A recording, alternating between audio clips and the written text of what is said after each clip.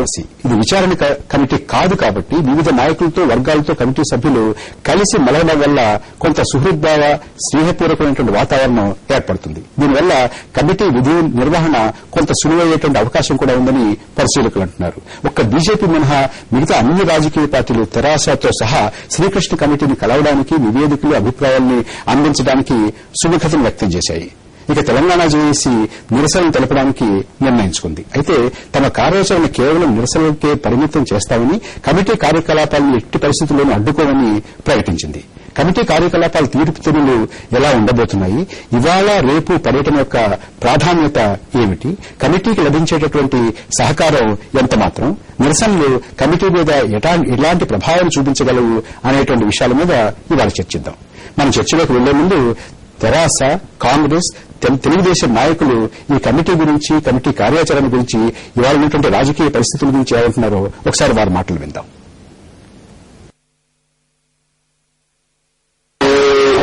తెలంగాణ ప్రాంతంలో కూడా మాకు తెలుగుదేశం పార్టీ ఉంది. దానికి అంటే ఒక ఫోరంగా అనుకుని దాన్ని ఒక కన్వీనర్ గా మేము రేపు తెలంగాణ సాధన ఏ విధంగా చేసుకోవాలా, రేపు శ్రీకృష్ణ కమిటీ ముందు ఏ విధంగా పోవాలా, ఆ కమిటీకి మనం ఇచ్చే రిప్రజెంటేషన్ మొత్తం కూడా అందరం కూడా మొత్తం టోటల్ గా మేము విస్తృత స్థాయి లోపల ఇప్పుడు డ్రాఫ్ట్ అవుతుంది. డ్రాఫ్ట్ విస్తృత స్థాయి సమావేశంలో చర్చించుకున్న తర్వాత అందరి సలహాలు సూచనల మేరకు దాన్ని అప్డేట్ చేసుకుని ఆ యొక్క మంచిగా ఒక ఒక తయారు చేసి డాక్యుమెంట్ రిపోర్ట్ గా ఏ విధంగా అయితే తెలంగాణకు మనము ఒత్తిడి తీసుకురాగలుగుతాము శ్రీకృష్ణ కమిటీని చెప్పని మేమందరం భావించి ఆ దిశగా మొత్తం మీద మేము దాని గురించి ఆలోచిస్తా ఉన్నాం. కృష్ణ కమిటీకి తెలంగాణ తరఫున ఒక రిపోర్ట్ ఇవ్వబోతున్నాం. దానికి ఒక కమిటీ వేసుకోవాలని కానీ బాబు గారిని కూడా రిక్వెస్ట్ చేయడం జరిగింది. సరే పరిస్థితులను బట్టి మీరు అందరూ కూర్చొని డిసైడ్ చేసుకోమని చెప్పారు. తెలంగాణ ఉద్యమం కూడా తీవ్ర రూపం చేయాలనేదే మా ఆలోచన. తెలంగాణకు జరిగిన అన్యాయం పూర్తిగా వివరాలు సేకరించడం, నిపుణులతో కూర్చొని ఎక్కడెక్కడ ఏ శాఖకు ఏ విధంగా ఎప్పుడెప్పుడు జరిగింది అవన్నీ నిపుణులతో కూర్చొని నివేదిక తయారు చేసేసి మళ్ళీ అందరం కూర్చొని ఒక క్రోడీకరించి ఒక రిప్రజెంటేషన్ తో పాటు డాక్యుమెంటేషన్ విత్ ఎవిడెన్స్ చేయాలనే ఆలోచనతో ఈ రోజు సమావేశంలో నిర్ణయం చేసినాం. మళ్ళీ ఎప్పటికప్పుడు మేము సమావేశమై నివేదికల్లో ఇంకా ఏమైనా కావలసినట్టయితే వాటిని కూడా సమాచారం తెప్పించుకొని ఆ నివేదికలు పొందుపరిచి ఫైనల్ గా ఒక డాక్యుమెంటేషన్ తయారు చేసి మేము ఇవ్వాలని చెప్పి ఆలోచన కూర్చున్నాం. ఇచ్చేటువంటి నివేదికలన్నీ కూడా ట్రాన్స్పరెన్సీ ఉండాలి కాబట్టి వెబ్సైట్ లో వాటన్నిటి కూడా పొందపరిచితే వాటిని నిశ్చితంగా పరిశీలించే అవకాశం ఆంధ్రప్రదేశ్ ప్రజలకు ఉండాలి. తెలంగాణ ప్రజలకు కానీ, సీమాంధ్ర ప్రజలకు కానీ వారు ఏదైతే కన్సిడర్ చేస్తున్నారో వాళ్ళకి ఇచ్చేటువంటి రిపోర్ట్ ఏదైతే ఉంటుందో దాన్ని ఆ కమిషన్ వెబ్సైట్ లో పెట్టి అది పబ్లిక్ డొమైన్ లో ఉండాలని చెప్పి కూడా మా పార్టీ తరఫున మేము కోరుతున్నాం. సీతారామరావు గారు, మొట్టమొదటిసారిగా కమిషన్ వచ్చింది. అయితే ఇంత తొందరగా వస్తుంది చాలా మంది ఊహించలేదు. తొందరగానే వచ్చిందంటే అనుకోవచ్చు మనం. అంటే నిన్న మొన్నటి వరకు చాలా మంది అసలు దీని చట్టబద్దత ఏమిటి, దీనికి ఉన్నటువంటి శాంక్టిటీ ఏమిటి, దీని మాట ప్రభుత్వం వింటుందా, ఇది కమిషనా, కమిటీయా, దీనికి ఉన్నటువంటి విలువ ఎంత అనేటువంటి అనేక ప్రశ్నలు కూడా లేవనెత్తారు. అయితే మొన్న చిదంబరం గారు ఇచ్చినటువంటి ఆయన ప్రతి నెల ఒక నివేదిక వస్తున్నారు కదా, అందులో చాలా స్పష్టంగా దీనికి చాలా ప్రాధాన్యత ఉంది, దీన్ని మేము చాలా సీరియస్ గా తీసుకుంటాము అనేటువంటి మాట చెప్పారు. అంటే ఆ నేపథ్యంలో ఆ మాట చెప్పిన తర్వాత వస్తున్నటువంటిది దాదాపు ఒక్క భారతీయ జనతా పార్టీ అందరూ కూడా ఈ కమిటీని కలవడానికి, సమాచారం అందించడానికి, అభిప్రాయాలు చెప్పడానికి, నివేదికలు ఇవ్వడానికి తెరాస కూడా సుందరవాదిని వ్యక్తం చేశాయి. అయితే ఇవాళ ఏ రకమైనటువంటి అఫీషియల్ బిజినెస్ మేము ట్రాన్సాక్ట్ చేయము అని అన్నారు. వచ్చి మామూలుగా అందరినీ కలుసుకుంటాను. ఏంటది? అంటే మామూలుగా మనం ఎక్స్పెక్ట్ చేసేది ఏంటంటే కమిటీ రావడం, వచ్చి కూర్చోని ముందు అందరూ ఒక్కొక్కరు వచ్చి నివేదిక కూడా అనుకుంటారు. అయితే ఇదేమో ఒక రకమైన డిన్నర్ డిప్లొమసీ. అంటే శ్రీకృష్ణ కమిటీ ప్రకటించినప్పటికీ ఇప్పటికీ చాలా తేడా వచ్చింది.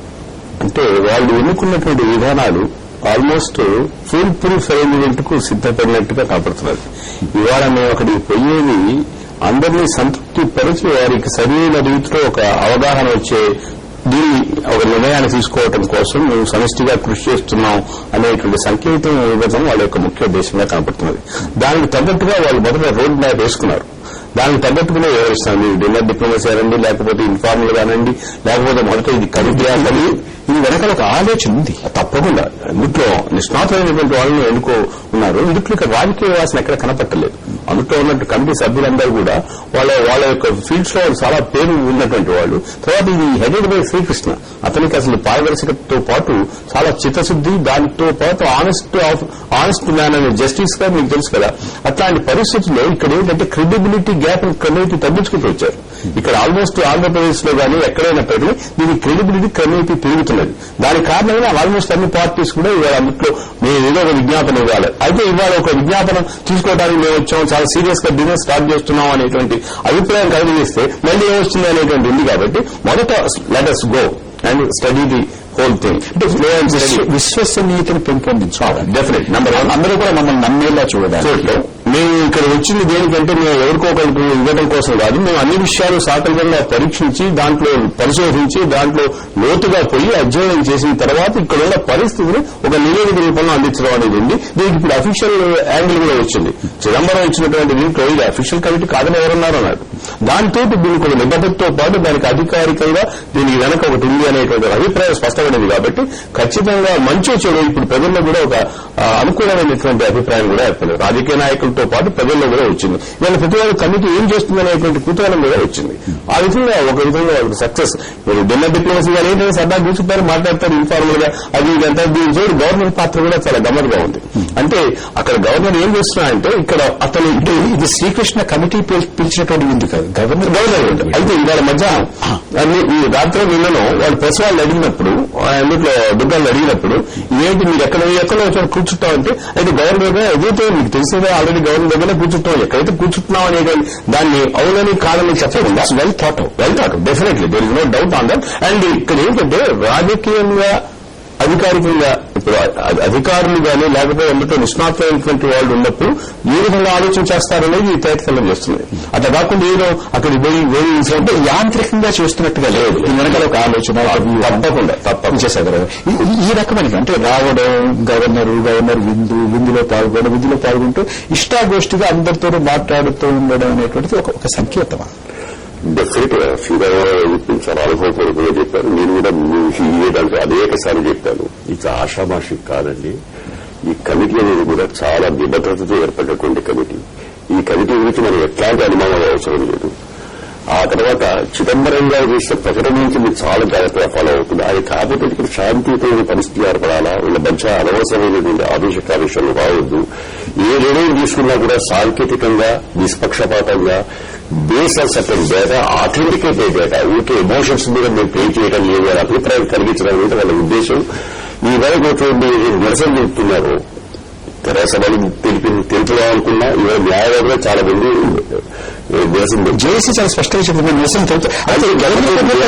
మనం అర్థం చేసుకుంటే శ్రీకృష్ణ కమిటీ కాదు, అది కేంద్ర ప్రభుత్వం అవసరంగా మీకు కమిటీతో కాలాపరేట్ చేస్తున్నారు. ఇవరికే తెలంగాణ ఇస్తాను ప్రకటించారు. ఇలాంటి కమిటీలు వచ్చాయి. ఈ కమిటీ కూడా ఆ కమిటీ కంటే ఇంకో గుణవుడిని అనుకోవడం లేదు. తెలంగాణ ఇస్తామని ఉద్దేశం ఉన్నప్పుడు తెలంగాణ ఇచ్చేది ఇంకా దీన్ని పని అయితే మొదటిదే నుంచి మిగతా నిర్ణయించుకుంటున్నది. ఏదైనా కేంద్ర ప్రభుత్వం ఆచితూచి వ్యవహరించి అన్ని పక్షాలను ఒక ఫోన్లోకి తీసుకుని వాళ్ళందరినీ సంతృప్తిపరిచి ఆల్టర్నేటివ్స్ మెకానిజం మీద ఆలోచించి ఒకవేళ ఇది ఇవ్వటం ఉంటే మీకేం చేయాలా, అవతల వారికి నొప్పించకుండా ఈ రకంగా చూడగా చెప్పినట్టుగా 2 నెలలకి తేడా వచ్చింది. ప్రజల్లోకి సీఎం కట్టనట్లుగా వెనుకపోయినటువంటి ఇవరకు ఉన్నటువంటి ఉద్రేక భావం మీద ఆలోచిస్తున్నారు వాళ్ళు కూడా. అందుకే కొంతమంది నాయకులు ఇట్లా ఉంటే ఇది ఆలోచించకూడదు, ఏ 2 ముఖ్యమంత్రులు ఉంటే తప్ప, 2 రాష్ట్రాలు ఉంటే తప్ప, సార్ రాజకీయ రంగులు ఎప్పుడు పొరుగుకుంటూ ఉంటారు అనుకోండి. ఆ రకంగా ఏదైతే ఆలోచింపజేస్తున్నారు ఈ రకంగా. ఆ తర్వాత శ్రీకృష్ణ గారు చెప్పినట్టుగా వారు ఆ శ్రీకృష్ణ ఖచ్చితంగా 10 ఏళ్ళుగా నా ఉద్దేశం ఇంకా ఎర్లీగానే ఇస్తారు. ఇప్పుడు వారు చేసేది లేదండి. First only acquaintance. మొట్టమొదటిగా ఎక్కడికైనా వెళితే మేము ముందు అసలు ఎట్లా ఉంది ఇంటి గ్రౌండ్ అని చూస్తాం. ఆ రకమైన సర్వే ఇది. జస్ట్ వాళ్ళు ఫెమిలియరైజ్ చేసుకోవటం. అంటే ఇక్కడ ఉన్నటువంటి ముఖ్యమైనటువంటి నాయకులతోటి, ప్రజా సంఘాల నాయకులతోటి, రాజకీయ నాయకులతోటి ఒక ర్యాపో పెంచుకోవడానికి ఇదొక వేదికగా తీసుకున్నారు. తర్వాత కానీ విజయసాగర్ గారు మీరు చాలా కమిటీలు చూశారు, చాలా కమిషన్లు చూశారు. ఈ రకమైనటువంటి కార్యపద్ధతి రాలేదండి. ఆ కమిటీలు కూడా చాలా చాలా సీరియస్ గా కూర్చోవడం, ఒక్కొక్కరిని పిలవడం, నివేదికలు తీసుకోవడం యాంత్రికంగా జరుగుతుంది, చాలా చాలా అఫీషియల్ గా జరుగుతుంది. కానీ ఈ రకమైనటువంటి ఒక వైవిధ్యం, చాలా వైవిధ్యం ఉంది.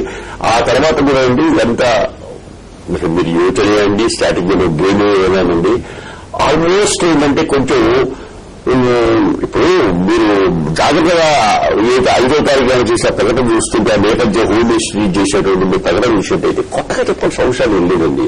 కాకపోతే మీరు చేస్తున్న ఏదైతే మీరు చెప్తున్న దానికి ప్రూఫ్ అవుతున్నారు అంతే. ఒక శాంక్టిటీ అంటే మీరు ఇది చెప్పారండి, ఆయన అడిగారండి, ఇది 60 సంవత్సరాలు ఇప్పటి వరకు తెలంగాణ గురించి ఉద్యమం కావాలి, మనకు తెలంగాణకు ఉల్లంఘన జరిగిందన్నారు, మా నీరు దోపిడీ అయిందన్నారు, అది అన్నారు. దానికి ఏంటి ప్రూఫ్ అని కానీ ప్రూఫ్ మీరు సబ్మిట్ చేయగలిగితే పడైపోయినట్టు. ప్రూఫ్ చేయలేకపోయారు కూడా అధ్యాయంలో. న్యాచురల్గా మీరంతా భావోద్వేగాల మీద ప్రే చేశారు తప్ప నిజంగా మీరు చెప్పే దాంట్లో వాస్తవం లేదు అని కానీ వాళ్ళు చెప్పడానికి నిజంగా ఇప్పుడు రిపోర్ట్ సరైన బలం ఉందనుకోండి. ఇప్పుడు ఫర్ ఎగ్జాంపుల్ మీలో గురించి ఉంది, నాకు 100% కాన్ఫిడెంట్, నాకు వాళ్ళ అనుమానం మీకు తర్వాత గమ్మతి ఏంటంటే నా భాషలో ఏంటంటే ఇవాళ తెలుగుదేశము, కాంగ్రెస్, తెరాస 3 ప్రధాన పార్టీలు, బీజేపీ అట్లా పక్కన పెడతాయి. ఈ 3 పార్టీలు కూడా అదే 3 ప్రధాన అంశం. వీళ్ళు 80% ఉంది. ఆ ముగ్గురికి లేని వాళ్ళు జట నేనంటే వీళ్ళంటే విద్యాసాగర్ గారు కాదు, ఒకటి ఇంజనీర్స్ నీటి ప్రారంభంలో ఆ డేటా కూడా వీరొకటి ఇచ్చి వారొకటి కూడా కూడదు కదా. ఇక్కడ వాళ్ళు అడిగిన డేటా కదా, ఆ డేటా ప్రకారంగా చూపించాలి. అంటే నా ఉద్దేశం ఏంటి, అందరూ కలిసి ఇవ్వకుండా ఎవరికి వాళ్ళు తీసుకెళ్లి ఇస్తారు. అదే అదే ఉంటుంది, వీరిచ్చేది ఉంటుంది, వీరిచ్చేది ఉంటుంది. కాబట్టి ప్రజెంటేషన్ ఓన్లీ ఇంకా సెంటెన్సెస్ మారొచ్చు కానీ బేసిక్ స్ట్రక్చర్, బేసిక్ పిరమిడ్ మారదు, వారిచ్చే ఫ్యాక్ట్స్ అండ్ ఫిగర్స్ మారదు. ప్రజెంటేషన్ చేసే విధానంలో వాళ్ళు సాధ్యంగా చెప్పవచ్చు, కొంచెం అగ్రెసివ్గా చెప్పచ్చు. అంతే తప్ప ఒకవేళ అది అందులో నేను సత్తా ఉన్నట్టయితే వాళ్ళు ఇంకా చూసి వాళ్ళు ఎవిడెన్స్ వర్క్ చేయమంటారు. ఎవరైనా ఎవిడెన్స్ చూపించాలి ఇంకేమైనా అంటే. అంటే వాళ్ళు పద్ధతి ప్రకారంగా వాళ్ళు ఏంటంటే ఈ మనం ఇచ్చేటువంటి ఇప్పుడు ముఖ్యంగా 2-3 అంశాలు ఏమైనాయండి, మిగిలిన ఎమోషనల్ గా పనిచేసేది. ఫర్ ఎగ్జాంపుల్ ఉద్యోగాల్లో ఉల్లంఘన, 16 ఉల్లంఘన, నీళ్ళ దోపిడీ, వనరుల దోపిడీ, నిధుల తరలింపు, ఇలాంటి కొన్ని ప్రధానమైన అంశాలు ఉన్నాయి. ఆ తర్వాత మిగిలిన ఏంటంటే వారికి సంబంధించినటువంటివి అంచేత ప్రధానంగా రాజధాని నగరం, దాంట్లో డెవలప్మెంట్స్ ఇవన్నీ ఉన్నాయి. ఇవన్నీ వాటి గురించి వాళ్ళు ఫ్యాక్ట్స్ అండ్ ఫిగర్స్ చూస్తారు. వాళ్ళు ఖచ్చితంగా they will go by the data. కాకపోతే ఇది రిపోర్ట్ ఇచ్చిన తర్వాత యాజ్ యూజువల్ గా ఈ రిపోర్టుని అంగీకరించాలా, అవసరం లేదా అనేది గవర్నమెంట్ ఆల్వేస్ వాళ్ళ ప్రిరాగేటివ్ ఉంటుంది. కానీ ఇప్పుడున్న పరిస్థితుల నేపథ్యంలో ఖచ్చితంగా వీళ్ళు ఇచ్చిన రిపోర్టు 100% వాళ్ళు ఆమోదిస్తారు అనే అభిప్రాయం నాకుంది. అంచేత మేము చాలా కాన్ఫిడెంట్ గా ఉన్నాం. అంటే ఎక్కడ కూడా మాకు మొదటి నుంచి మేము స్టడీ చేస్తుంది, ఎక్కడ కూడా ఏంటంటే దీన్ని ఫార్మలైజ్ చేయడం అనమాట. అంతే. ఇంకొక ఇంపార్టెంట్ పాయింట్ దుగ్గలు ఇంకో ఇంపార్టెంట్ అన్నాడు, మేము భావోద్వేగాలకు లోటు కాకుండా ఈ సమస్యని పరిష్కరించే ప్రయత్నం చేస్తాం. అంటే భావోద్వేగాలను మేము పరిగణలోకి తీసుకోవటం లేదని కూడా అన్నాడు. వాళ్ళు లోన్ కావటం లేదు, వాళ్ళు పరిగణలోకి. అంటే ఈ ఇష్యూ అన్ఎమోషనల్ గా చూడాలనే భావన ఉన్నది అనేది అనాలిసిస్ ఆఫ్ ఆర్ట్స్. సీతారామరావు గారు ఒక చిన్న విరామం తీసుకున్న విరామం తర్వాత మనం చర్చను కొనసాగిద్దాం.